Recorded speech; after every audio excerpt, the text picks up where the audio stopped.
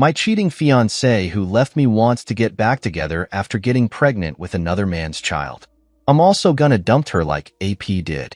In December of 2020, I unexpectedly lost the job I planned on retiring at, and for the first time in my life, spiraled into a deep depression. Instead of opening up or seeking help, I turned to weed and began pretty much being high on all of my off time. I didn't smoke weed when I first got with my ex. She was not cool with it, leading to a lot of fights. Rightfully so. On top of the fighting, she could feel me withdrawing and reacted in a way where I felt completely smothered. So in April of this year, I made a haste decision on a Tuesday night at 10 p.m. to throw away a great relationship and life without even attempting to fix things or going to couples counseling. I had no idea what the hell I was doing. I passed forward a few months to July 2021 when I started getting my life back together, and I realized I've made a huge mistake. My ex and I have been talking the past couple of weeks, and we both wanted each other back. Yesterday, she came over and we talked for a few hours before having sex for the first time in months.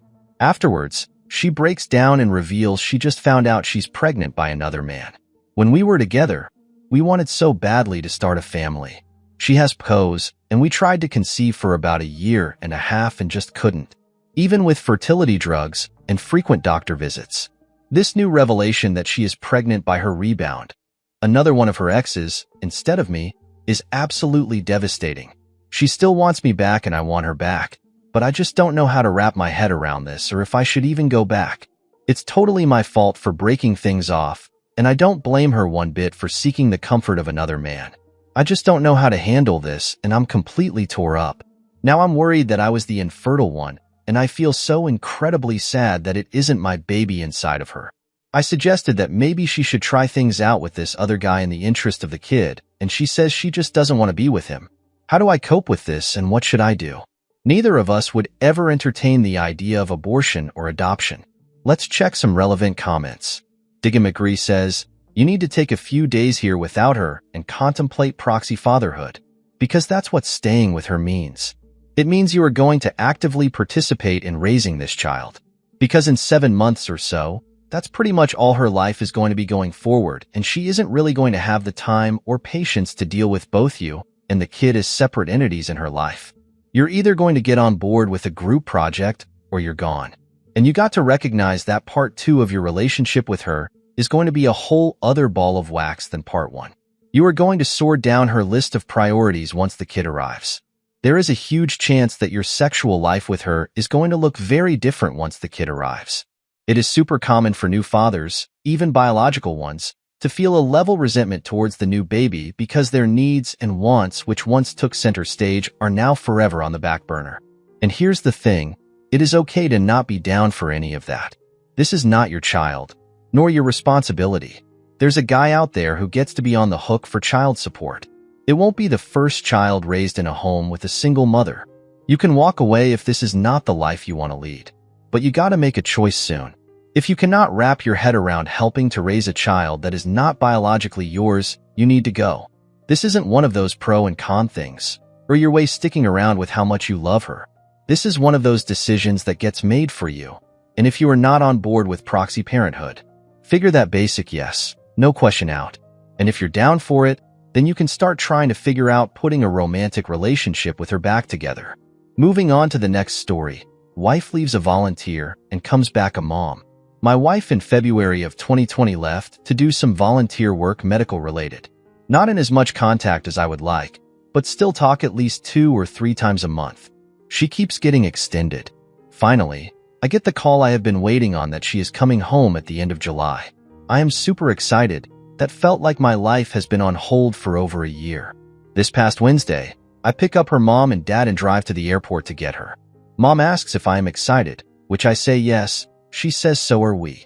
Waiting to rush and hug and kiss my wife. I finally see her, and she is carrying a diaper bag and a baby 2 or 3 months old, I imagine. I stand there stunned. She hands the baby to her parents, walks over to me and says not in front of her parents, and we talk about it at home. And I just stand there, stupefied. I don't say a word the entire drive to drop off her parents. We leave her parents and I ask what the hell is this? She calmly says, her name is Sophia and that all that matters is she needs you to be her father and she is a part of me, and if you ever love me, You will also love her, and she knows I will do the right thing. I try to ask questions. She answers with, "It doesn't matter." I start getting angry. We get back to our rented condo. I walk in the house, leaving her to deal with her luggage. I grab my duffel bag, drop her keys on the table, get my truck keys while she is asking me to get the baby out of her SUV. I walk by her, ignore her, got on my truck, and return to base. And for my CEO, what was going on? My CEO confined me to base and grounds me. I have a meeting on Monday with a lawyer, and my wife is right. I am going to do the right thing. I walk by her and leave her in my wake. Let's check some relevant comments. Armorteague says, "What kind of lunatic is she? In what twisted world inside her head? Does she think that you will just accept her absolutely trail by rug sweeping her sins and carry on like nothing happened? Just because the dude she slept with clearly wanted the fun, but not the labor, and kicked her to the curb. This is her basically asking you to cut your balls off and hand them to her as her reward for coming home with her affair baby? You are absolutely doing the right thing and divorcing this deviant. The fact that she calmly did this to you with no signs of remorse is disgusting and troubling. And it seems that her folks knew about this, judging from their lack of reaction, which makes them just as evil. Dude, on behalf of your salvation, stay the course of divorce. No matter what comes out of your insane wife's mouth, go full 180. She doesn't deserve any second chances. Make sure she doesn't try flipping any scripts on you, falsifying claims of abuse as reasons of cheating, etc. If she's as terrible as she shows herself to be, she's thinking of every conniving trick to pull to break you. Stay on your defensive, and if you can, send her back to her folks. She's their problem now. I feel bad for that infant that was brought into this. Don't feel any guilt for forfeiting your wife dirty tactics. She knows who the father is. That's on her to get her a fair partner to take up responsibility. You owe it to yourself to get clear of this monster. I'm sorry that this happened to your brother. Just keep your defenses up and get a good SL. Keep us posted, and good luck to you. Stay strong. On to the next story. I cheated back on my wife, who cheated on me to make a point. My wife and I were married for 12 years. For years into the relationship, she cheated on me. It was a hookup, which I found out about later. She both did therapy, but I still couldn't get over it, knowing she gave away herself to someone she barely knows. I don't know what I should do now to get over this feeling. I have asked for a hall pass 2 years back, which she denied it, saying many years has passed and she isn't comfortable with it. I can't get over it, knowing she got away with cheating and can stay on a relationship with me without any repercussions. Why is it my responsibility to stay faithful while she can't stay unfaithful? I also fear that she will cheat on me again. I cheated her back 6 months ago with my female coworker, who has shown interest in me, which my wife still didn't know about it. I don't regret my actions, as I only cheated because she didn't accept my hall pass. My cheating was more of revenge cheat than actual cheating. My only concern is whether I should tell my wife about my cheating or not. Even if my wife found out about my cheating and chooses to divorce me, the fault of breaking a relationship still lies up on her. If she didn't cheat, I wouldn't think of cheating on her. I was the honest and faithful one in the relationship for years. Last cheating story. Serial cheating wife.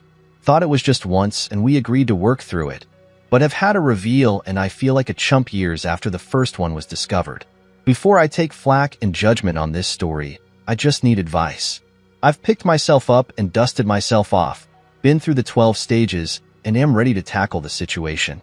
The story goes like this. This started 11 years ago. I had a nagging suspicion my wife was cheating. 9 years ago, they were confirmed. She denied initially, then confirmed she was seeing a married man. I made a choice at this point because my parents split when I was younger and it destroyed my mother, me, and my brother. I made a decision that my life was not going to be destroyed. I thought I could rescue the relationship. My wife got medicated with antidepressants and antipsychotics, which somewhat helped.